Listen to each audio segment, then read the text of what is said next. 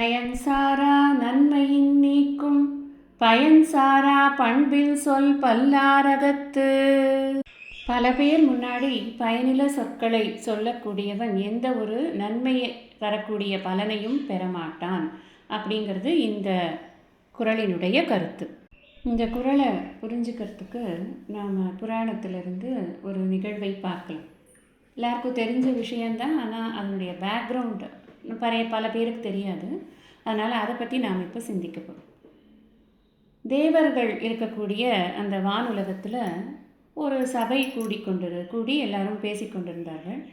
அந்த சபையில் பல விஷயங்கள் பேசப்பட்டன. பூமியில் இருக்கக்கூடிய விஷயங்கள், அப்புறம் மற்ற உலகங்களில் இருக்கக்கூடிய விஷயங்கள், அதெல்லாம் பேசப்பட்டன. எல்லாருமே நல்ல ஒரு நடன காட்சி, ஒரு இசை காட்சி, அதெல்லாம் எல்லாருமே கேட்டுக்கொண்டும் பார்த்து கொண்டும் எல்லோரும் ரொம்ப சந்தோஷமாக இருந்து கொண்டு இருக்கிற சமயத்தில் இந்திரன் ஒரு கேள்வியை எழுப்புறார். என்ன எழுப்புறார் அப்படின்னு சொன்னால், இந்த பூலோகத்தில் யார் ரொம்ப நல்லவனாக இருக்கிறது யார், உங்களுக்கு யாருக்காவது தெரியுமா அப்படின்னு கேட்குறாரு. அப்போ உடனே வசிஷ்டர் எழுந்து பதில் சொல்கிறாரு, இந்த பூலோகத்திலேயே வாய்மையிலையும் தூய்மையிலையும் மேன்மை பெற்றவன் ஒருத்தன்தான்ப்பா, அவன் ஹரிச்சந்திரன் அப்படின்னு சொல்கிறார். இதை கேட்ட உடனே இவருக்கு, விஸ்வாமித்திரரும் அந்த சபையில் இருக்கார், அவருக்கு ரொம்ப கோபம் வருது. அப்படியெல்லாம் ஒன்றும் கிடையாது, அவன் ரொம்ப கீழ்த்தரமானவன், அவன்லாம் ஒன்றும் பெரிய நல்லவன்லாம் கிடையாது, யார் சொன்னது அவன் ரொம்ப நல்லவன் சொல்லிட்டு அப்படின்னு அந்த சபையில் அத்தனை பேர் இருக்கும் பொழுது அப்படிப்பட்ட வார்த்தைகளை அவர் பேசுகிறார். வசிஷ்டர் என்ன இருந்தாலும் எல்லாரை விட ரொம்ப மூத்தவர், ரொம்ப தவத்தில் சிறந்தவர். பல பேர் இருக்கக்கூடிய அவையில் நம்ம பேசக்கூடிய விஷயம் அன்வெரிஃபைடாக இருக்கக்கூடாதுங்கிறது ரொம்ப முக்கியம். ஆனால் இவர் இந்த மாதிரி பேசிட்டாரு, அது எல்லாருக்குமே ரொம்ப வருத்தமாக போச்சு.